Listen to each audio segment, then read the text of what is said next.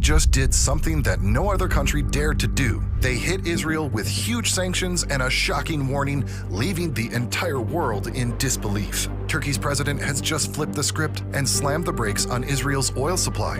And not just that, they've even labeled Israel as a war criminal, taking the entire country to court due to a dark allegation no one knew about. Why exactly did Turkey go against Israel?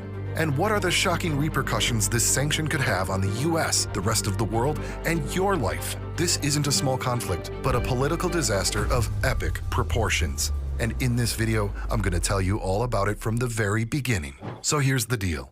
Turkey just dropped a huge bombshell on its relationship with Israel. They've issued some major sanctions on Israel, which could very well cripple the entire economy. It all started when Turkey's President Erdogan showed support for Hamas. Now, Hamas is a big name in the Palestine-Israel conflict. A lot of countries label Hamas as a terrorist organization, but Turkey sees them differently, more like freedom fighters. Because of this support for Hamas, Turkey decided to pull the plug on this big energy project they had going with Israel. They literally went ahead and said, "No more oil for you." And not just this, they even labeled Israel a war criminal.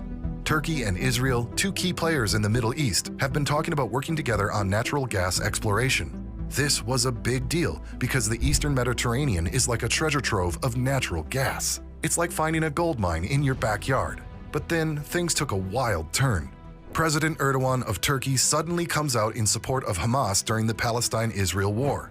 This was a huge statement because many Western countries, including the US, see Hamas as a terrorist organization. But Erdogan sees them differently, calling them a liberation and resistance group. He's basically saying, hey, we don't see eye to eye with the rest of you on this. In response to Erdogan's endorsement of Hamas, Turkey pulls the plug on its gas exploration deal with Israel. This was a big move, especially considering that Turkey and Israel were planning to build a pipeline to send gas to Europe. This pipeline was supposed to help Europe get gas without relying too much on Russia, especially with all the trouble in Ukraine. But now, everything is going to crash. In fact, the results could be so bad that thousands of people could scramble even just to live. More on this towards the end of the video. But wait, it gets more intense. Erdogan doesn't stop there. He goes on to declare Israel as an invader, and about Hamas? They're not terrorists. This is a huge statement in international politics. It's like he's flipping the script on how most of the world views the situation. But who's on the right here? Turkey isn't just stopping their gas project with Israel, they're also calling Israel out for being, in their words, a war criminal. They're super serious about it too. Turkish lawyers have gone to the International Criminal Court, or ICC, with a bunch of evidence they say proves Israel's been up to no good in Gaza. This move by Turkey is huge. It's not every day a country tries to take another country to court for war crimes. It's a bold step and it's shaking things up big time. According to a recent report given by Turkish lawyers to the ICC, close to 15,000 Palestinians, including children, have been killed in the Israeli assault on Gaza. This is the kind of thing that makes you sit up and take notice. The Turkish team is pushing for the ICC to take action. They're saying Israel might not be part of the ICC, but Palestine is. So you've got to hold the Israeli officials accountable. They're not trying to make this just another file that gets lost in the pile. They want action, and they want it now. The situation is like a pressure cooker. On one hand, you've got Turkey making these serious allegations and cutting off energy ties with Israel. On the other hand, you've got Israel dealing with all this backlash and trying to maintain its position. This whole saga is more than just a political dispute. It's about human lives, international law, and how the world deals with conflicts. It's a reminder that what happens in one part of the world can send shockwaves across the globe. And it's not just about politics. It's about people, families, and their daily lives being turned upside down. Back in the day, Turkey and Israel were pretty tight. They established diplomatic relations in 1949, just after Israel became a state. This was a big deal because Turkey was the first Muslim-majority country to recognize Israel as a state. Their relationship was kind of a match made in geopolitical heaven. Both countries were looking for allies in a region where they felt somewhat isolated.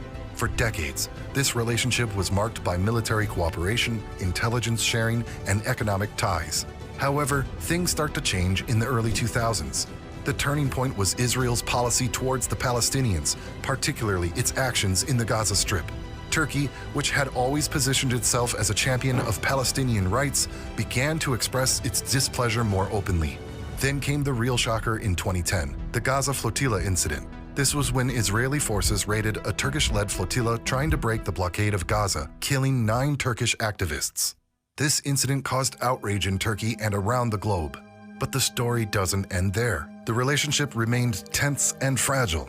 President Erdogan of Turkey, who had been increasing his Islamic and nationalist rhetoric, continued to be a vocal critic of Israel's policies towards Palestinians. Fast forward to today, while there's still some trade and economic cooperation, the relationship isn't what it used to be. The decision to slap sanctions on Israel wasn't an overnight thing. It's been brewing for years, fueled by a deteriorating relationship and sparked by specific events. We have 2 major reasons that caused all of this ruckus, and the last one even had me shocked.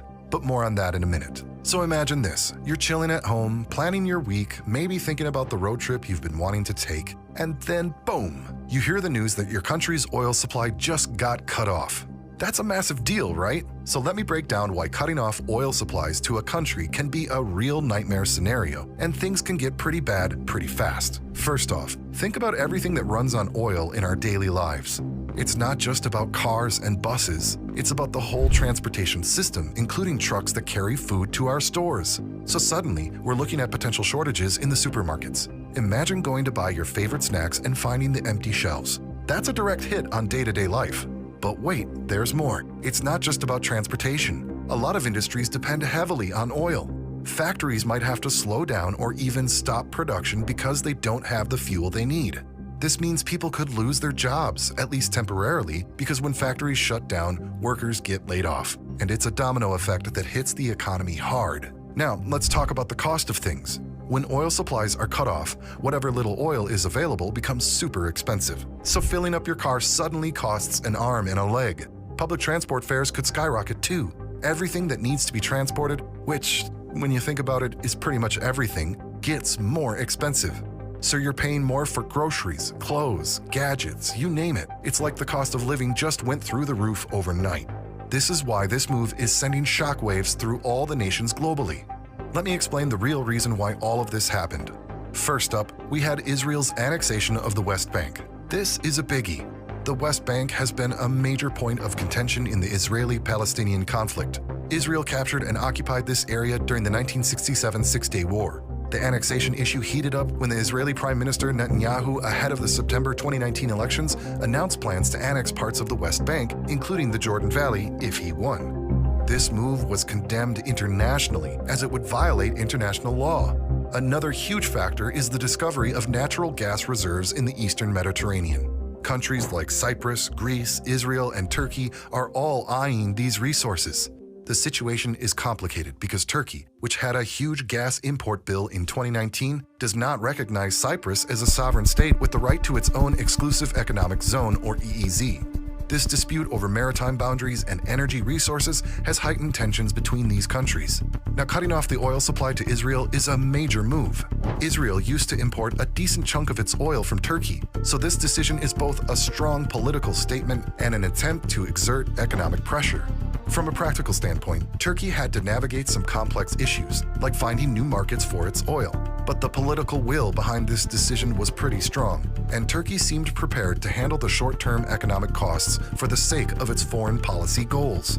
The immediate diplomatic fallout has been intense. Israel condemned Turkey's move, accusing it of meddling in its domestic affairs and putting the Palestinian cause above regional stability. Turkey, on the other hand, framed its actions as standing up for justice and international law. Erdogan reaffirmed his support for a two-state solution and urged the international community to play a more active role in resolving the conflict. For Palestinians, Turkey's actions are like a ray of hope. Many have become disillusioned with the peace process and the lack of progress towards statehood. Turkey's stance strengthens its position as a key ally of the Palestinian cause, possibly overtaking other regional players who previously held that role. This situation also puts the U.S. in a tough spot. As a strong ally of both Turkey and Israel, the U.S. has to balance its support for Israel with its relationship with Turkey. The U.S. has called for restraint and dialogue, highlighting the complex nature of American foreign policy in the Middle East.